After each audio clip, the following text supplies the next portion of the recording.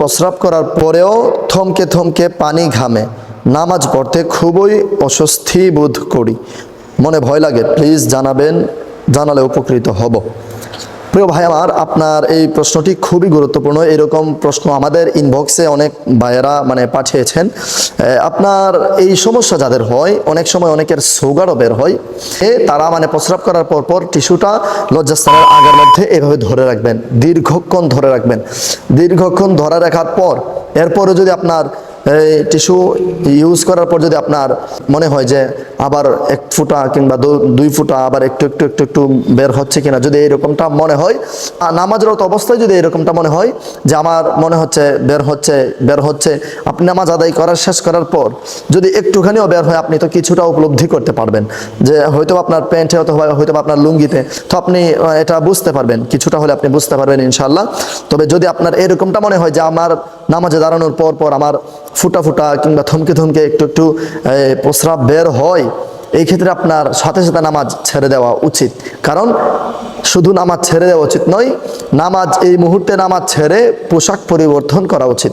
কারণ আল্লাহ রসুল সাল্লাল্লাহু আলাইহি ওয়াসাল্লাম বলেছেন, তোমরা নাপাক অবস্থায় নামাজে এসো না, নামাজের ধারে কাছেও এসো না, তোমরা নাপাক অবস্থায়। অতএব আপনাকে এই বিষয়টা, যাদের এইরকম সমস্যা হয় তারা অবশ্যই ভালো ডাক্তারের পরামর্শ নেবেন, এবং সেই চিকিৎসা করা তার জন্য ফরজ হয়ে গেছে। কারণ নামাজ ফরজ, এই চিকিৎসা করার পরই তাকে নামাজ আদায় করতে হবে, সেই সুবাদে তার জন্য এই চিকিৎসা করা ফরজ, তাকে অবশ্যই এই চিকিৎসাটা করে নিতে হবে। তবে সাধারণত অনেক সময় সমস্যা হয়, আপনারা বেশি বেশি পানি পান করতে পারেন, বেশি বেশি পানি পান করলে আশা করি ইনশাল্লাহ এই সমস্যাটি থাকবে না। এরপর রাফিয়া খান লিখেছেন, এরপর পানি ব্যবহার করে আবার টিস্যু ব্যবহার করতে হবে, টিস্যু ব্যবহার করার পর পানি ব্যবহার করে এরপর আবার টিস্যু ব্যবহার করা যাবে কিনা? অবশ্যই যাবে, কেন যাবে না?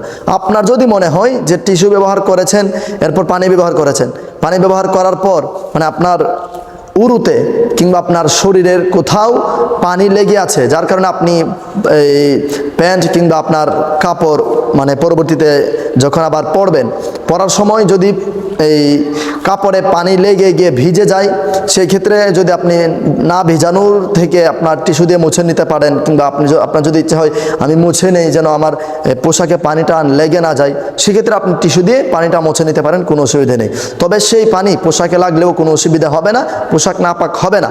কেননা আপনি পানি দিয়ে ধৌত পরিষ্কার করার পর এরপর যে পানিটা লেগে আছে এটা অবশ্যই পবিত্র।